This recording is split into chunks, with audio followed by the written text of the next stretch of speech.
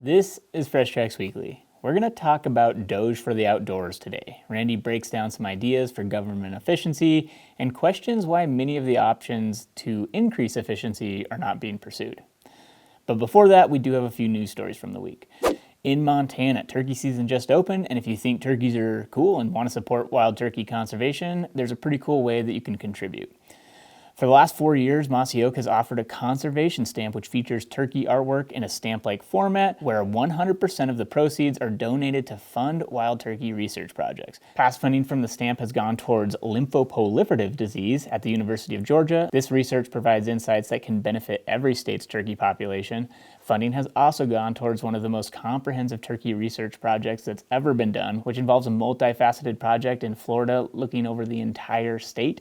They are currently looking at everything from productivity and survival to disease and genetic testing, relationships between gobbling and hunting pressure, indexing predator populations and hunting pressure, and establishing a poult imprinting study that can show us what optimal poult habitat looks like. Anyway, it's pretty cool stuff where you can donate directly to wild turkey conservation and receive a cool turkey sticker.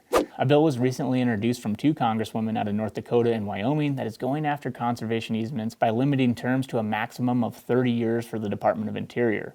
We've talked a bunch about conservation easements in the past and how they've been an extremely useful tool in which willing landowners enter an agreement with a government agency or nonprofit to conserve private land by keeping it undeveloped, and in exchange for this agreement, the landowners receive compensation and tax incentives. Conservation easements have enabled landowners to keep their land as open space, and by utilizing perpetual conservation easements, it allows for their legacy to continue and often helps with the ability to keep the land in the family and pass it down through the generations. So this new bill would prohibit the Department of Interior from entering easements over 30 years, and when the term is up, the landowner can renegotiate or leave the easement. But I find this new bill a little ironic in the fact that it's named the Landowner Easements Rights Act, and much of the press release reads as though it's giving landowners more options.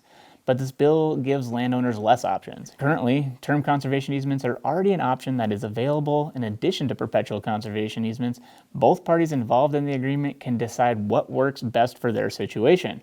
This bill would make it so neither the Bureau of Land Management nor the Fish Wildlife Service or any other Department of Interior agency would be allowed to enter a long-term agreement. In these debates over conservation easements, it often seems like the detractors imply that landowners are tricked into these agreements or in some way are unwilling. But that is simply untrue. These individuals know what they're doing and they want this. So the quote, Landowner Easements Rights Act does not enhance landowner rights. It is an attack on landowner rights.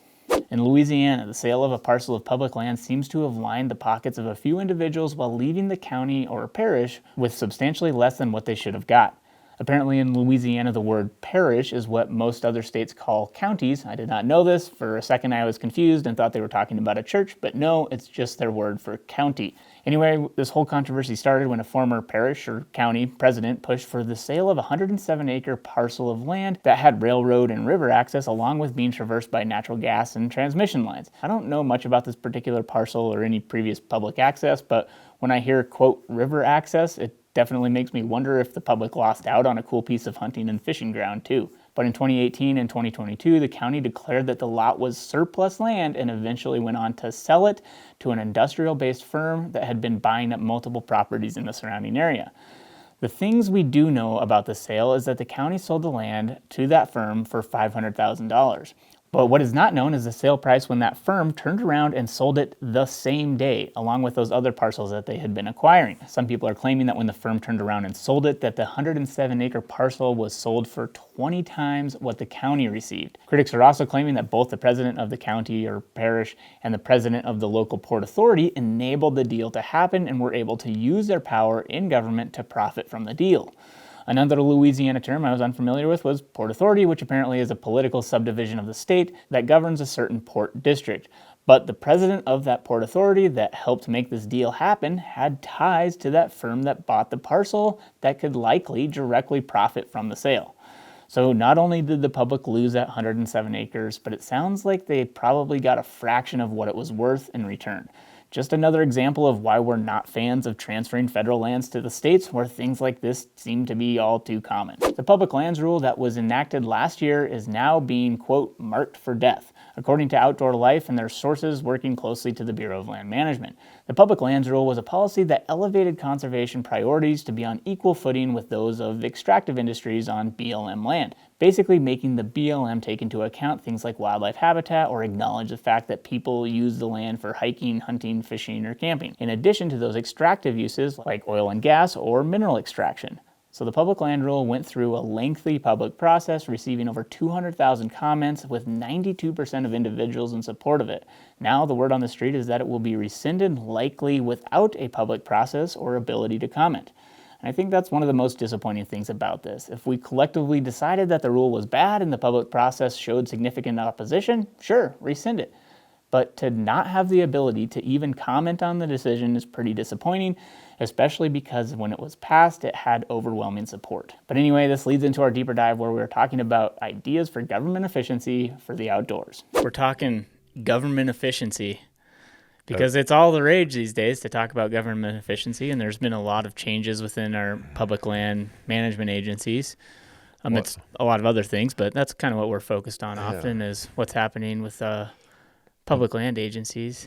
But Marcus, why would you have an accountant here like me focusing on this? Because I already had too much coffee this morning, and just going through this kind of causes me to shake my head and say, does anyone in Congress even know how to balance a checkbook? Well, that's the thing. Being an accountant, I feel like that's a perfect opportunity for you to kind of look at the numbers and try to figure out what makes sense and what doesn't. And if you're trying to, balance the budget, right? Like, why is selling public lands one of the things that we keep going after to do it, especially when that would be, in most cases, that's like a one-time thing. Like, it's not like you sell that land and you get a recurring payment every year for forever. It's just one time. The equivalent that I use is you got someone who's got a drinking or gambling problem.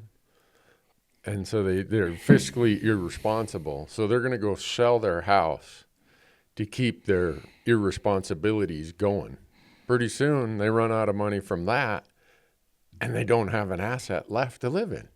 Yeah. It's kind of what's going on here. So accountants, part of our job is to take, these goofy looking financial statements and bring them to something that, non-accountants are like, okay, I get that, rather than get too far into the weeds. So I'm going to break it down. We'll start real quickly. The federal government collects $4.92 trillion a year, through all things, taxes, fees, whatever. Then they have some mandatory spending that by law you have to spend it.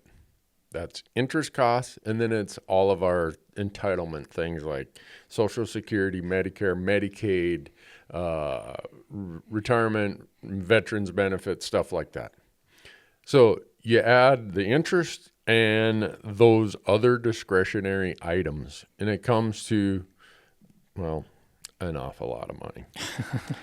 I'm looking at all this. It comes to $5.25 billion. And right away, someone's going to say, wait a second, we only collected $4.9 billion. We're going to spend trillion, you mean? Yeah, trillions. Yeah, trillion. Yeah, trillions, yeah. See, we already. Yeah. So just after those items, the U.S. government is upside down by $330 billion. That's before any defense, any government service, anything. Well, last year, defense took up under $1 trillion, $853 billion.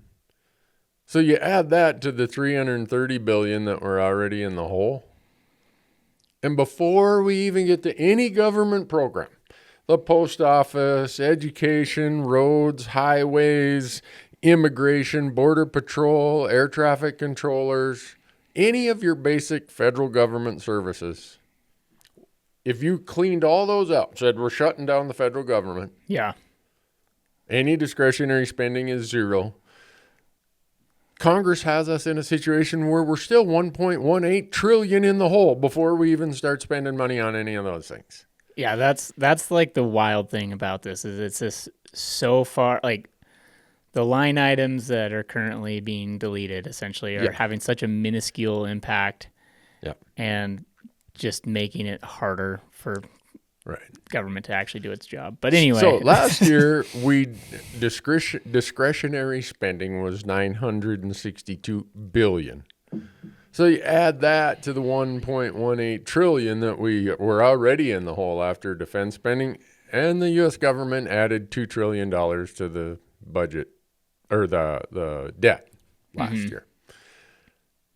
So are we going to really, do you think, if anyone thinks we're going to fix all this by, these itty bitty little things on all these agencies that they're picking on, they're finding so little that they got to multiply it by 10 years.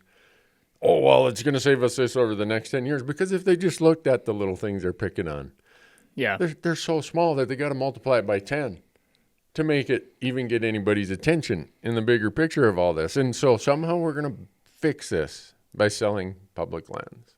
Yeah, that's the thing that doesn't make any sense. And it seems like there's so many other options, low-hanging fruit of things that could be changed to increase revenue to help balance this, rather than just trying to cut all these little things. It's just like there's just so many options. And we talked about this in the past a little bit. I mean, there's things like on the public land agencies that we're familiar with, a lot of it, oil and gas extraction, mineral extraction, public land grazing. There's all sorts of stuff within the Department of Ag, which also encompasses the Forest Service. Right. And so there's all these things that can be done to update and modernize a lot of these practices and make it a lot more fair. Like there's this massive subsidies on all the extractive industries on public lands. Yeah.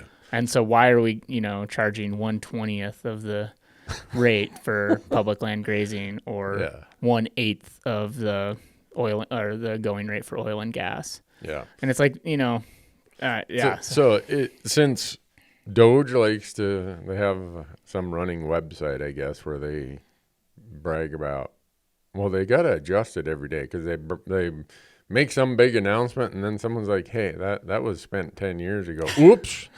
Anyhow, they keep a running list of this. And, at any household budget or company budget, it's like we have really two pieces to focus on. We either increase revenues or we decrease expenses. Mm-hmm. Well, I went through just the bigger parts of the land agency stuff. And if it didn't get in the billions, I didn't even look at it. So since raising revenue through taxes is off the table, we got to look at how do we raise revenue from every agency. You should all go and look and be as efficient as you can. There's not a person I know who doesn't want efficient government, myself included. Yeah. Oh, and that's I guess a caveat we can add in here before we get too deep into the weeds is like the federal government is wildly inefficient in a lot of facets. Right. Not disagreeing with that at all. No. Like there's a lot of things that can be run more efficiently, but just knowing about, like, having worked for some of these agencies and worked with them in other capacities through just other jobs, it's you notice all these inefficiencies, but what is happening right now is just the completely wrong path to accomplish what in theory is the goal is. Like that's just like, it makes no sense. Right. So at least in the area we operate in, we understand how this works. And government efficiency, if it used business efficiency principles, it would do an analysis about every expenditure and say, what's the return, or the pricing of every product and say, why are we underpricing that so bad? Mm-hmm. So I just went through the big chunks here, just to give people an understanding of how much federal land we would have to sell to make up for some of these real easy, like on the surface, why aren't we doing that kind of things? So hard rock royalty minerals, we charge $0 for the last 135 years. Yeah. So if we charged even a royalty even close to what state and private landowners charge, it'd be over 10 years would be $7 billion. Okay. We're just going to talk in billions. Yeah. And that's all like hard rock. I mean, that's gold, silver, go- uranium, copper, lithium, Yeah. all that stuff. That. Is like, And right now, gold is over $3,000 an ounce because with the craziness of what's going on with the federal treasury right now. yeah. Inflation and all the other expectations are high, and gold is just so. And the taxpayers, the U.S. government gets zero royalties. No, not even Zero. a penny. We don't even get enough for a postage stamp. Well, not only that, you actually end up paying for it because all of the reclamation, and granted, it's a lot better than it used to be in terms of what these companies are required to do, you know, post mining and cleanup and reclamation. But it's still like they're getting a real sweetheart deal. They don't have to do nearly as much, you know, just like as what it costs the taxpayers to clean up, especially some of these old Superfund sites. It's insane how much it's costing. Yeah. So when we get to the expense side, I got that part. All right. Because it's such a big number. Yeah. So on the other revenue side, we got oil and gas royalties that are still below. Even though they got bumped a little bit, they're still probably 25% private and state royalties. Yeah, I think it's 12.5% right now versus like 25% if it's on private land. Right. And So- there's some bumps on some of them that went to 16.7%. So there's a blended rate there that's still way below. So if we take the 16 billion that Department of Interior did collect, and we said, you know what, we've underpriced that by at least 25%, probably more. That's another, over the next 10 years, $40 billion we would collect. Yeah. And What- and that's an annual return. That's not a one-time line item. Yeah, every year at $4 billion. Well, I don't want to sell $4 billion of public Department of Interior BLM land. Right. I'd rather say, hey, how about we pay the going rate on this stuff? The stuff that's already happening. This is like currently already being pulled out of the ground every year. This is the royalties. Like we're just not even charging close to what it could be. So then we got grazing, and we've talked about that before. We all want to see, you know, farms and ranches stay as farms and ranches for the working people. Yeah. But we're talking a grazing rate of $1.35 per animal unit. In other words, cow calf pair per month, AUM they call it. Across the federal estate, we have 8.6 million AUMs that we lease out under allotments. And to put it into context, that's $1.35 to graze a cow calf pair for a month. For 1 month. Yep. So think about that. That's insane to me. But and then like the going rate on, you know, adjacent land, private land is 20 to 30. Yeah. Probably about $25 average. And like the argument you often hear is like, well, the BLM land is lesser quality, but it's not that much lesser quality. So you'll literally have you could have a pasture right next to each other with more than a 10x, 20x difference in price. It costs more to feed a chicken in a coop, $1.35 per month. Yeah.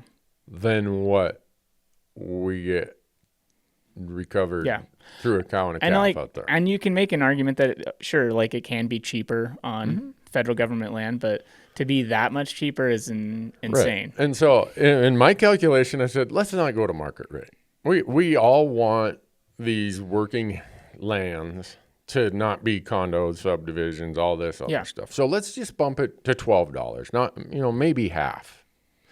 If we bump it to $12, that's an extra $900 million to the U.S. Treasury over the next 10 years.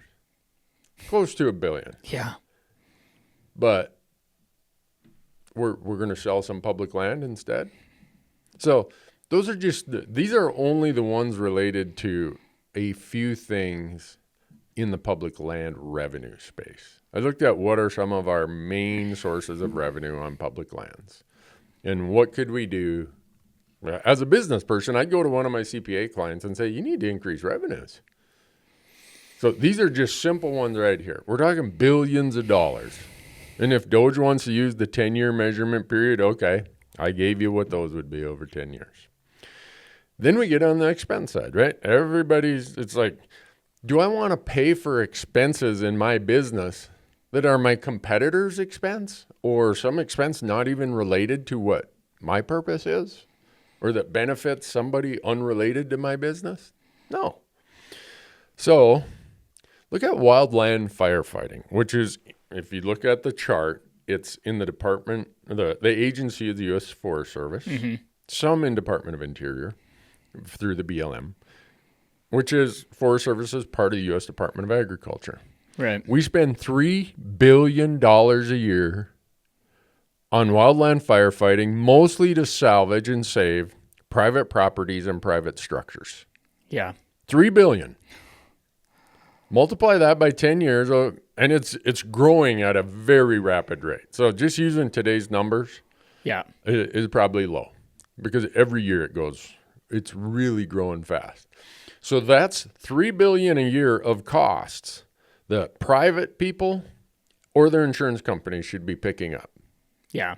And even that might be a rabbit hole to go down, but if you want to keep talking about efficiency within firefighting, it's like fire suppression in so many of these areas has just created these landscapes that are overgrown and just like they're ready to explode. Like, because we've suppressed fires for more than 100 years in these areas, now you just have these built up scenarios that just when they go so big. And so you could so much more efficiently use a fraction of that money to manage those lands better, do prescribed burns, be proactive in making this up. Logging, And so all these things. It's that's a totally different rabbit hole, but it's just, definitely some. So if you want to talk in efficiency, a lot of stuff you could do there. Yeah. So the dude or the family in Texas or Ohio is not benefiting a penny from the billions being spent to save structures where private landowners go and build right on the edge of the Forest Service. Right. Yeah. A lot of this, like, you never want to like root for somebody's property to get damaged, but there was some very poor decision making in terms of where some of these communities, rural subdivisions, mansions too, that are being put in. Like, let's go spend a couple $1 million saving this one mansion that was built in the middle of the forest. That's just like, well, what do you think was going to happen? Like, so and none of that even gets into risking lives. Right. Yeah. So that's a different thing. Is like life this is a lot of times just property. It's not really saving lives. I mean, yes, it does save lives, no doubt about it. But I don't. More often than not, we're talking property here. Yeah, and it risks lives to save this property. Yes, also for sure. So, these firefighters on the ground. So that's one big expenditure that's in the Department of Agriculture within the agency of the Forest Service. Then getting back to what you talked about, we got this thing called abandoned mine cleanups. Mm-hmm. So the mining industry convinces Congress we shouldn't have to bond or provide any type of surety, as they call it in the construction industry, to take care of any costs if we walk away from a mine. Well, the estimated costs right now, federal agencies, BLM and Forest Service, are somewhere between $70 and $100 billion. Last year, we paid $11.3 billion cleaning up messes for the mining industry. Why are they not paying these costs? Yeah. I am not going to sell any public lands because some mining company was skating by and not paying their costs. Yeah, it's kind of insane because, I mean, it's just a huge subsidy to those companies, and you have to ask yourself, what do we get in return as a taxpayer? It's just we get a bill. Yeah, not a lot. So then we have a similar thing in the oil and gas industry. It's called abandoned and orphaned wells. So last year, just 1 year, the federal government wrote checks for $4.7 billion. 1 year, $4.7 billion. So multiply that by the next 10 years. $47 billion we're going to spend because the oil and gas industry isn't required to bond for every well that they have. I mean, it doesn't work out. What they do, they go set up these skinny little LLCs that are undercapitalized. Doesn't work out, we're out of here. They post some minimal bond, and it's nowhere near enough to take care of that orphaned well. So you U.S. taxpayer, we're talking $4.7 billion per year on your federal lands because of that.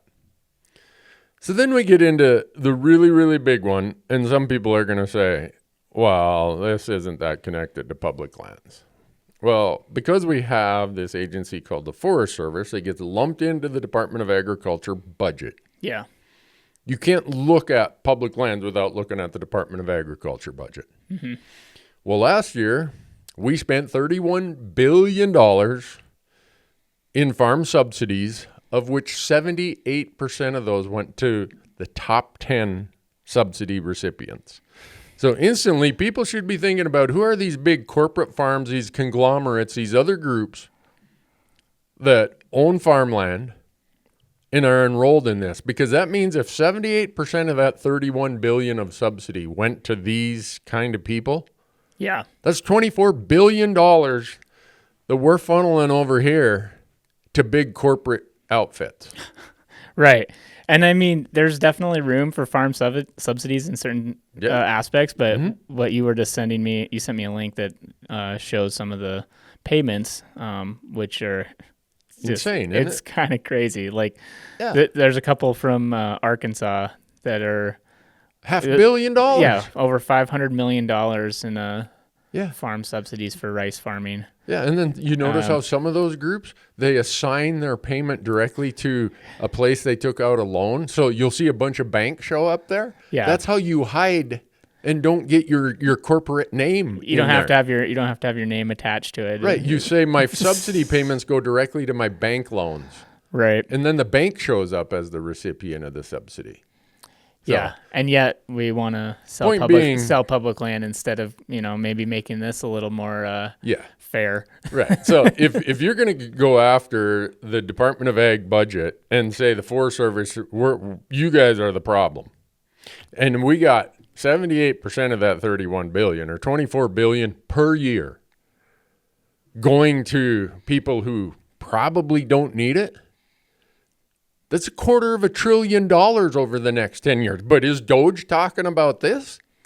Yeah, it's pretty hard. Like you were saying, it's hard to think that it's not about political favors and that absolutely is. And just trying to cripple these agencies to where they can't function anymore. I mean, that's I think really at the base of it is just like if you just keep defunding these agencies, then they just and like, because the argument's like, oh, they're not doing a good job, and then you keep defunding it. Of course, they're not going to be able to do their job, and then that's how you make the argument for things like selling the public land because they can't manage it, or you transfer it to the states because they can't manage it. It's like, yeah, because you crippled it beyond. Because Congress can't balance a checkbook. Yeah.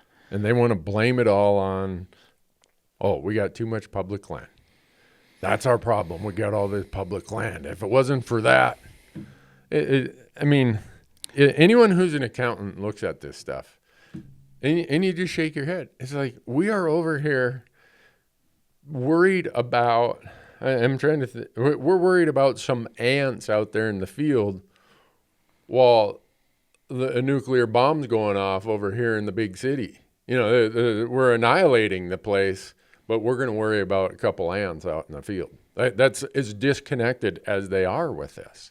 Yeah, and I mean, you could sell every acre of public land, and then eventually you're going to run into the exact same issues. And I think that's the big point. Is it's like you can't just sell the public land, transfer the public land to solve all these issues. It's not. That's not the root of the problem at all. It's literally a Band-Aid, or I mean, like it's just like such a small thing in the scheme of the total budget that it's just it makes no sense. Yeah. So if we're going to focus on small things. All the things I've said here are pretty small relative to the bigger number, but they're way more effective of making our government more efficient than selling some of our assets. Because just like, let's take the feral horse thing, right? We got 62,000 unadopted horses that are in private facilities right now. Last year, it took $108 million for the BLM to take care and pay private landowners to harbor those 62,000 feral horses. So you multiply that out over the next 10 years and you got $1.08 billion the U.S. taxpayers are going to pay for horses that nobody wants. Yeah, they're just there, existing. But yet we're going to sell a bunch of public land to balance the budget. I guess the point of all this is to get people, because if we read in so many of our comments, well, you must not be in favor of you just want the government to, keep spending out of control. No, I'm not. I wish they'd if they put a dozen accountants in charge of this outfit, we'd be shaped up in a hurry. Yeah. Congress wouldn't have the courage to do it. So Congress refuses to do a budget. They never get a budget done. When they do, before we even get to the discretionary programs, we're $1 trillion in the hole. And then we got the people who say the public lands are the problem. Let's make it as efficient as possible. Let's make those expenses on the public land side. Let's look at those. Oh, for sure. But let's get that revenue up there. Mm-hmm. And then let's go look at the real parts of the problem here in the U.S. budget. I know. No, it's really interesting to see the direction some of this is going, and hopefully it'll change. But we'll see. I don't know. It's confusing. I think to me it's just really confusing to see the avenues that people are taking to try to accomplish their goals, and selling public land is this.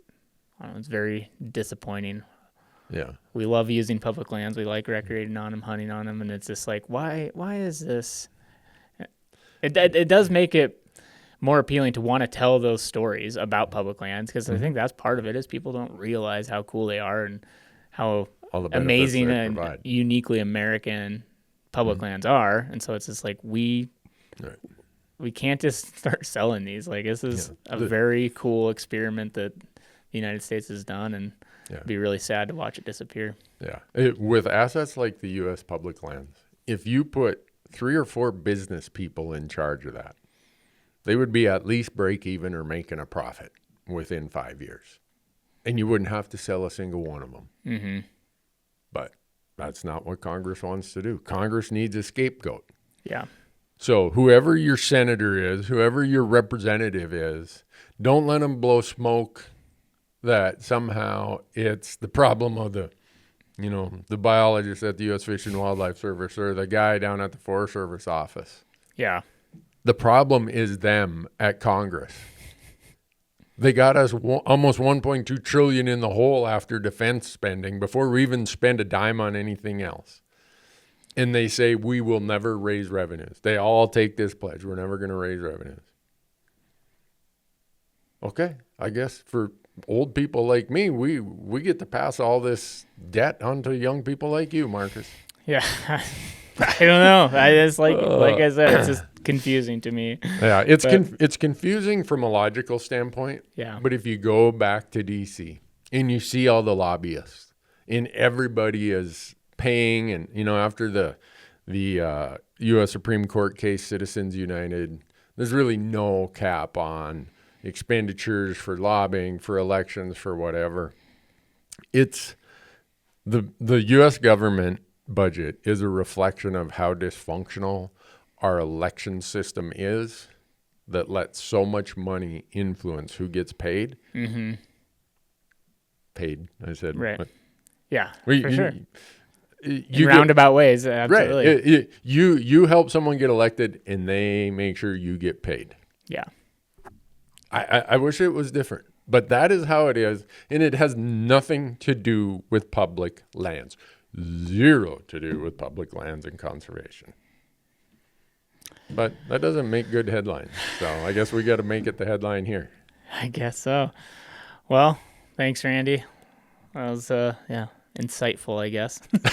Or depressing, one or the one other. One or the other, yeah. Well, thanks, Marcus. Appreciate you agreeing to dig into this. It's always high on my list of trying to get people to understand what you read. I think our audience asks us to go through these exercises and say, help me filter out what is BS and what's real. Yeah. Help me focus on what is important so I don't waste my time being bombarded, or when I get bombarded with other stuff, I can ignore it. And that's part of our job, I think. So hopefully we did a little of that today. For sure. Thank you. Thank you.